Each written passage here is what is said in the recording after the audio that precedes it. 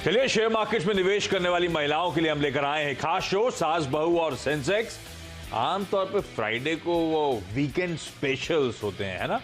तो आज ये सास बहू और सेंसेक्स क्यों, वो स्पेसिफिकली इसीलिए क्योंकि वीकेंड स्पेशल कल हमने कर दिया था जब पीएसयूज में गजब का मोमेंटम आ रहा था। आपको याद होगा, पीएसयूज वो पावरी हो रही है, तो वो वीकेंड के लिए वो शो तैयार है क्योंकि पीएसयूज लाइमलाइट में, और मोदी जी ने बहुत स्पेसिफिकली मेंशन करा था आने वाले कुछ सालों में प्राइवेटाइजेशन पे फोकस, 100 कंपनीज जिनका डिसइन्वेस्टमेंट, जिनका प्राइवेटाइजेशन 2.5 लाख करोड़। तो ये लंबी जर्नी है, इसीलिए वो शो पहले ही प्रिपेयर कर दिया था और सही दिन था, वेट करने से फायदा था नहीं फ्राइडे तक का।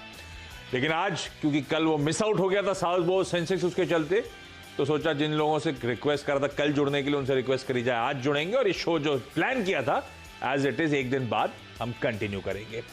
तो मदद करेंगे आप लोग की हेम सिक्योरिटीज की आस्था जैन, जो आपको आपकी स्क्रीन पर नजर आएंगे। आस्था, धन्यवाद वक्त निकालने के लिए, जुड़ने के लिए। आस्था के पास जाऊं, मार्केट पे बातचीत की शुरुआत करूं, आप लोगों की क्वेरी सॉल्व करने की शुरुआत करूं। उससे पहले हाँ, वो WhatsApp number, toll free number, Twitter IDs please flash out करिएगा, आप लोग रीच आउट करिएगा। अब आज का शो तो पैक्ड है, लेकिन नेक्स्ट वीक ऑनवर्ड्स कोशिश करेंगे ज्यादा से ज्यादा क्वेरीज आप लोगों की हम इंक्लूड करें। मार्केट्स क्विकली स्क्रीन पर, हफ्ते का आखिरी ट्रेडिंग सेशन और तगड़ा प्रेशर है, तगड़ा दबाव है। 3% से ज्यादा निफ्टी और सेंसेक्स इस समय कमजोरी के साथ आपको कामकाज करते हुए नजर आएंगे। वैसे आज गैप डाउन के साथ ही शुरुआत हुई थी और वो गैप डाउन, एक समय हम 180 अंक नीचे थे और इस समय ये इंटरडे में कुछ गड़बड़ है डायरेक्टर साहब, निफ्टी का इंटरडे रखिए। 180 पॉइंट दबाव था और इस समय 480 पॉइंट के दबाव निफ्टी झेल रहा है। तो मैं बेसिकली हाईलाइट करना चाहता हूं जो गैप डाउन हुआ था उसके बावजूद किस तरह का प्रेशर और माउंट होता हुआ इंडियन इक्विटी मार्केट्स में इस समय। मूड बिगाड़ने का काम कर रहा था ग्लोबल संकेतों ने, मूड बिगाड़ा था यूएस ने। ओवरनाइट यूएस के मार्केट्स में तगड़ा प्रेशर था क्योंकि वहां पे बॉन्ड यील्ड्स, जिस पे लगातार इस चैनल पे चर्चा हो रही थी कि बहुत प्रिकेरियस लेवल्स पे खड़े हुए हैं, तगड़ा बाउंस था वहां पे। 1.55 तक के जोन्स तक बॉन्ड यील्ड पहुंची, जो हम लोग चर्चा करते थे 1.3 1.35 के अनकंफर्टेबल जोन में। इस तरह से बॉन्ड यील्ड में उछाल, इक्विटी में प्रेशर था और अक्रॉस द ग्लोब इक्विटी की यही स्थिति है। निफ्टी बैंक प्रेशर को लीड कर रहा है, 4.5 पौने 5% का दबाव, 1700 पॉइंट निफ्टी बैंक गवा के इस समय आपको कामकाज करता हुआ नजर आएगा। बहुत तगड़ा प्रेशर इस समय भारतीय बाजारों में और कहीं भी रिकवरी का कोई साइन नहीं है। हर आगे बढ़ते मिनट के साथ ले दे के वो प्रेशर माउंट ही होता हुआ आपको नजर आएगा। तो आज तक ये हो क्या रहा है और अभी क्या वेट एंड वॉच करना है, या फिर लोग कई सारे पूछ रहे थे वो खरीदने का समय क्या ये स्क्रीन पे आ गया है? गुड आफ्टरनून आशीष। बेसिकली खरीदने का समय मैं नहीं बोलूंगी कि अभी है, क्योंकि देखा जाए तो एक तो वीकेंड है, तो मेरे हिसाब से बेटर रहेगा कि हमें यहाँ पे सेफ रहना चाहिए और पोजीशंस लेके नहीं जानी चाहिए। दूसरी तरफ टेक्निकली जो चार्ट फॉर्मेशन यहाँ पे हो रही है, अगर मैं उसकी भी बात करूं तो बेसिकली ये देखा जाए तो मेरे हिसाब से ये जो गैप डाउन आज हुआ है ओपनिंग, ये और भी ज्यादा यहाँ पे मंदी को नीचे की तरफ दिखा सकता है, मंदी गहरा सकती है। इनफैक्ट जो लेवल्स यहाँ पे निकल के आ रहे हैं वो 580 से लेके 514 500 तक के भी स्तर हमें देखने को मिल सकते हैं। और मेरे हिसाब से अभी तो बिल्कुल यहाँ पे दूरी बनाए रखनी चाहिए। मंडे को देखेंगे कैसे यूएस मार्केट्स बिहेव करते हैं और उसी हिसाब से वहां पे कॉल लेनी चाहिए। जो ऑलरेडी लिए हुए हैं उनको यहाँ पे सजेशन रहेगा कि स्टॉप लॉस लगा ले अपनी पोजीशन पे, और जो यहाँ पे मैं स्टॉप लॉस सजेस्ट करूंगी वो तकरीबन 14,400 479 के आसपास करूंगी। तो वहां तक अपना एक स्ट्रिक्ट स्टॉप लॉस लगा के निफ्टी को कैरी करें, बट नई पोजिशन के लिए अभी मैं राय नहीं दूंगी कि यहाँ पे खरीदारी करनी चाहिए। हाँ, और ध्यान रखें डाउ फ्यूचर्स आज सुबह इंडिकेट करते कि भाई यूएस में कल के प्रेशर के बाद आज फ्लैट ओपनिंग होगी, लेकिन डाउ फ्यूचर्स अब वापस 100-125 पॉइंट का दबाव दिखा रहे हैं। तो यूएस में वो प्रेशर जो है लाइकली है कि आज शाम की सेशन में कंटिन्यू हो। और बिल्कुल ठीक है आस्था की कॉल, इस समय लेने की जरूरत क्या है, वीकेंड अच्छे से एंजॉय करें। मंडे को देखते हैं स्थिति किस हद तक काबू में आती है, बॉन्ड डील्स ओवरनाइट अब किस तरह का रिएक्ट करती हैं। बहुत सारे इफ्स एंड बट्स हैं, उन डॉट्स को कनेक्ट कर लीजिए, उसके बाद मंडे को फ्रेश माइंड से फिर गिरावट में खरीदारी करनी है नहीं करनी, इन लो लेवल्स पे अट्रैक्टिव हो रहा है नहीं हो रहा, तब कॉल लेना एक बेहतर स्थिति होगी, रणनीति होगी। अच्छा, सब गेस्ट को स्क्रीन पे दिखाइए जो सब जुड़ रहे हैं हमारे साथ। सास बहू और सेंसेक्स में इंटरेस्टिंगली जब आस्था बोल रही थी मैंने ऐसी नजर डाली, सास बहू और सेंसेक्स में आज शालिनी, संजीवनी और शिखा जी आपको आपकी स्क्रीन पे नजर आएंगी। तो आज तो एस का कॉम्बो है। लखनऊ जाना है, कोलकाता जाना है और दिल्ली जाना है हमको। तो क्विकली बातचीत की शुरुआत करते हैं। सबसे पहले लखनऊ जा रहा हूं, शालिनी पांडे आपको आपकी स्क्रीन पे नजर आएंगी। शालिनी हाय, गुड आफ्टरनून मैम। कैसे ये मूड वूड बिगड़ा है क्या? स्क्रीन भी देख के पोर्टफोलियो में काफी इंपैक्ट हुआ है क्या? आप कैसे अप्रोच कर रहे हो इस गिरावट को, और कैसी रही अब तक स्टॉक मार्केट में आपकी जर्नी? सर मैंने लॉकडाउन में ही स्टार्ट किया है अभी। हाँ। अब पहले से करती थी, बीच में मैंने छोड़ दी, लेकिन अभी लॉकडाउन में फिर से स्टार्ट कर ली है। तो जर्नी तो अच्छी रही है मेरी। नहीं। ऐसे अब मैंने अभी मैं खरीदी हुई है यस बैंक, जो मेरा 12.40 पे ली हुई है, 39,000। 39,000 स्टॉक्स खरीदे हुए यस बैंक के? जी। बहुत एग्रेसिव बेट लिया आपने यस बैंक पे। तो क्यों लिया शालिनी? बस मुझे अच्छा लगा कि मुझे इसमें जाना है थोड़े। अब मुझे ये जानना है कि मैं इसको लॉन्ग टाइम रखूं या अब इसमें से निकल जाऊं। तो मुझे क्या सजेस्ट करेंगे आप? लकीली आपका बेट बहुत एग्रेसिव था और सही साइड पे पड़ गया, क्योंकि वो 12-13 के आसपास मेरे ख्याल से वो राइट्स का भाव भी था, उस लेवल्स पे अट्रैक्टिव आपने खरीदा तो सही, लेकिन हाँ मुनाफा अच्छा हो रहा है, लेकिन बड़ा रिस्की। और ये सिर्फ लगा इसीलिए घुस गई या कुछ पढ़ाई वढ़ाई करी थी शालिनी? सर थोड़े बहुत जानकारी थी पढ़ाई की, तो मैं आप लोगों को देखती हूँ, फॉलो करती हूँ आप लोगों को, तो इसलिए सब जितने भी प्रोग्राम आपके आते हैं तो मैं चलिए, जिसने भी रिकमेंड करा था उसको थैंक्स। लेकिन शालिनी ने बहुत ही एग्रेसिव बेट ले लिया उस पर, और लकीली सही पड़ रहा है। 3-4 रुपए तो इनकी बाइंग से ऊपर है। अब करना क्या है आस्था शालिनी का? यस बैंक में जो बेट है बहुत एग्रेसिव है, क्या करूं? हम होल्ड करेंगे और अच्छे टारगेट्स नजर आते हैं। आप होते तो यस बैंक में मुनाफा बांध लेते क्या इस समय?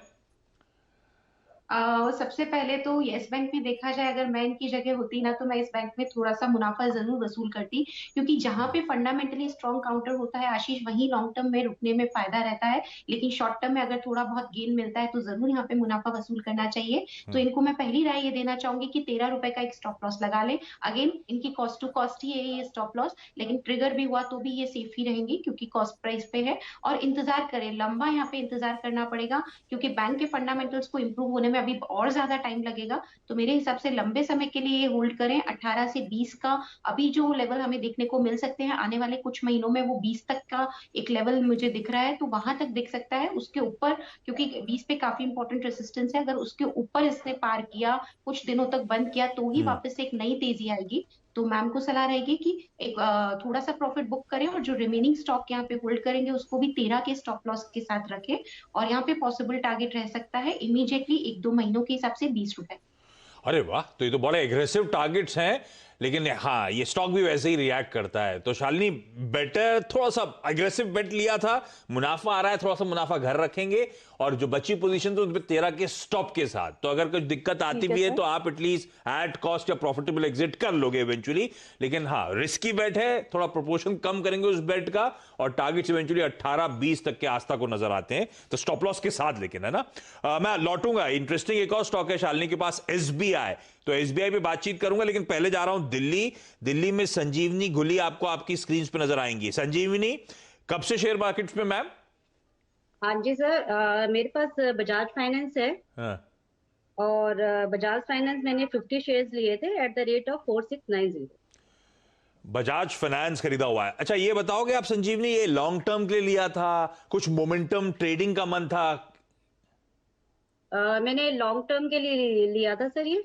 लॉन्ग टर्म और के लिए लिया। हाँ। अभी यही पूछना है आपको, हाँ। ये लॉन्ग टर्म के लिए ले सकते हैं या इसको प्रॉफिट बुक करें, बिकॉज आज तो रेट बहुत कम हो गया है। आज तो पूरा बाजार ही मैम चला गया, तो एक दिन के, अगर आपने लिया था तो लंबी अवधि के लिए लिया था, है ना? तो एक दिन के मूवमेंट से ज्यादा घबराना नहीं चाहिए, पर हाँ ये जान लिया जाए आज का मूवमेंट ना देखें, लंबी अवधि में होता है ऐसे एबरेशंस आते रहते हैं। आज थोड़ा सा अलग ही दिन बन गया है, प्रेशर थोड़ा माउंट हो रहा है ग्लोबली, लेकिन ठीक है सवाल आपका कि मुनाफा बांधना है या बने रहना है। ये तो नाम की अच्छी कंपनी है आस्था। अब मैम ने जो खरीदा है वो 4700 के आसपास की बाइंग है, क्या सही लेवल पे बाइंग हुई है? क्या बजाज फाइनेंस उन स्टॉक में से है जो लॉन्ग टर्म के लिए होल्ड करना है पोर्टफोलियो में? जी बिल्कुल, लॉन्ग टर्म के लिए पोर्टफोलियो में होल्ड करना है, और इनफैक्ट बाइंग भी बढ़िया लेवल पे हुई है, क्योंकि जो बेस फॉर्मेशन हुई है वो तकरीबन 4600 4650 के आसपास के बेस फॉर्मेशन है, तो उन्हीं के आसपास की खरीदारी है। अब जो यहाँ पे सवाल है कि ये अभी बुक करें या थोड़ा सा रखें, तो मेरे हिसाब से 5000 का मैम आप एक स्टॉप लॉस लगा लीजिए संजीवनी जी। तो ये 5000 का काफी इंपॉर्टेंट यहाँ पे एक सपोर्ट है, क्योंकि इसका लो पहले भी बना है, और मेरे हिसाब से अगर उसके नीचे बंद होता है तो हो सकता है कि थोड़ी सी दिक्कत आए। उस टाइम हो सकता है मार्केट्स भी जैसा हम प्रेडिक्ट कर रहे हैं कि निफ्टी थोड़ी सी और गिरावट दिखा सकती है, तो उस वजह से थोड़ा नीचे भी आ सकता है। तो 5000 का एक स्टॉप लॉस लगा के अभी मुनाफा नहीं बांधे, 5000 का स्टॉप लॉस लगा के पोजीशंस को कंटिन्यू करें। वापस से अगर तेजी आई तो मैं 5900 तक के भी लेवल्स यहाँ पे गोइंग फॉरवर्ड मैं देख रही हूँ जो आ सकते हैं। तो लंबे समय के इंतजार के लिए होल्ड करना है, लेकिन स्ट्रिक्ट स्टॉप लॉस के साथ। अगर ट्रिगर होता है तो कुछ पोजीशन जरूर हल्की करनी है 5000 के स्तर पर। 5000 पे स्टॉप लगा के बने रहना है। अच्छा, इस बीच मैं आऊंगा आपकी अगली क्वेरी के लिए, समय रहा मैम तो, लेकिन इस बीच थोड़ी सी मुंबई में क्या हुआ है, वो कोविड का स्प्रेड वापस बढ़ रहा है। आप लोगों ने पढ़ा होगा, मुंबई वाले तो जानते हैं, बाहर वाले पढ़ रहे होंगे। मुंबई महाराष्ट्र में तो काफी सारी अफवाहें थी, सब कुछ बंद होने जा रहा है, सिनेमा घर बंद होने जा रहे हैं, तो प्रेशर माउंट हुआ था। बीएमसी चीफ का क्लैरिफिकेशन आप लोग को आपकी स्क्रीन पर नजर आएगा। मुंबई में कोई भी फ्रेश रिस्ट्रिक्शंस नहीं इंपोज करे गए हैं। तो सिनेमा हॉल जो खुलने की परमिशन दी गई थी खुले रहेंगे। पीवीआर जैसे स्टॉक्स आज दबाव आ गया था, 4-5% की कमजोरी थी, उसको स्क्रीन पे दिखाइएगा। मुंबई में फ्रेश रिस्ट्रिक्शन से इंपैक्ट होता है शॉपर स्टॉप जैसे रिटेल प्लेयर्स को, तो वो सब दिखाइएगा स्क्रीन पे। प्रेशर माउंट हुआ था इन स्टॉक्स पे, लेकिन आप बीएमसी चीफ का, Bombay municipal corporation, Brihan Mumbai municipal corporation के चीफ का क्लैरिफिकेशन आता हुआ, कोई फ्रेश ऑर्डर्स नहीं इश्यू करेंगे। देखिए, क्लैरिफिकेशन के बाद स्टॉक्स लोअर लेवल से कुछ रिकवरी दिखाने की कर रहे हैं इस समय कोशिश, लेकिन दिक्कत है तो आप लोग को अपने वो प्रिकॉशंस जो थे वो ध्यान रखना है, वो कंटिन्यू करना है। कोलकाता जा रहा हूं, शिखा चक्रवर्ती जी आपको आपकी स्क्रीन पर नजर आएंगी। शिखा मैम, हाय, गुड आफ्टरनून। आप कब से शेयर बाजार में मैम, और कैसा रहा अब तक का शेयर बाजार की जर्नी? मैं 2003 से शुरू किया। मेरा हस्बैंड ने मेरे सिखाया एंड इंस्पायर किया। जर्नी बहुत ही अच्छा है, नॉट बैड। जर्नी अच्छा है, बहुत ही अच्छा है, तो वेरी गुड मैम। अच्छा, अब हस्बैंड से सीखा, अब खुद ही कर रहे हो अपने मन से, या हस्बैंड अभी भी, या कोई और अभी भी गाइड करता है? अभी मैं खुद करता है। अरे वाह, तो अभी कहां दिक्कत आ रही है शिखा मैम? दिक्कत वो एक दिक्कत तो आगे आई। मेरा क्वेरी है, टाटा केमिकल 12 में 2020 में खरीदा 285.57, आप क्या करेगा? अरे वाह, 285 में टाटा केमिकल्स खरीदा हुआ है आपने? ये आप बता रहे हो हम लोग को कि चिढ़ा रहे हो? ये तो अच्छा खासा मुनाफा हो गया आपको। तो सवाल क्या है, कोई बात, शिखा मैम सवाल क्या है, मुनाफा बांधना है या बना रहना है ना?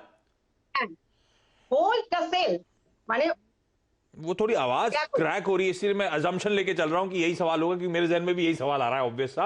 आज तक क्या करें, बड़ी गजब की बाइंग हुई मैम की, और ये स्टॉक तो खैर मैसिवली री-रेट हो रहा है। डॉक्टर साहब, एक साल का चार्ट दिखाइएगा टाटा केमिकल्स का, क्या री-रेटिंग है, और मेरे ख्याल से इनकी बाइंग से तो 150% ऊपर चल रहा है, तो बड़ा अच्छा रिटर्न मिल रहा है। अब क्या करना है, मुनाफा, ये मोमेंटम तो स्ट्रॉन्ग है, मुनाफा बांधना चाहिए क्या?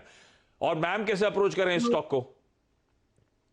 बेसिकली देखा जाए तो फंडामेंटल्स भी यहाँ पे ठीक लगते हैं। तो मैं इन्हें सजेस्ट करूंगी कि मुनाफा ना बांधे। और आशीष, जब भी एक स्टॉक कोई भी ऑल टाइम हाई की तरफ यहाँ पे मूव करता है तो चांसेस होते हैं कि वो और ज्यादा यहाँ पे तेजी दिखाए, तो वही चांसेस हैं। रिस्क ले लीजिए मैम, होल्ड करिए, लेकिन फिर स्टॉप लॉस तो जरूरी रहेगा। 685 का एक स्टॉप लॉस लगाइए, होल्ड करिए। जो लेवल्स हमें यहाँ देखने को मिल सकते हैं वो 900 से लेके 950 तक का भी स्तर हमें देखने को मिल सकते हैं। और 685 का स्टॉप लॉस भी मैं जो इन्हें दे रही हूँ, इन्हें प्रॉफिटेबल एग्जिट ही करेगा, लेकिन सेफर साइड इन्हें स्टॉप लॉस दिया जा रहा है। तो उस स्टॉप लॉस के साथ अभी कुछ नहीं करिए, होल्ड करिए आराम से और बने रहिए 900 950 के टारगेट। अरे वाह, शिखा मैम कितने स्टॉक हैं ये टाटा केमिकल्स के आपके पास? 100 ना है? 100 शेयर। तो भैया पार्टी हो रही है, ठीक है, बने रहिए। लेकिन अभी आप अच्छा अप मूव और आएगा। क्विकली छोटा सा ब्रेक ले रहा हूं, ब्रेक के उस पार जितना समय रहा ज्यादा से ज्यादा इन तीनों की क्वेरीज सॉल्व करने की करूंगा कोशिश।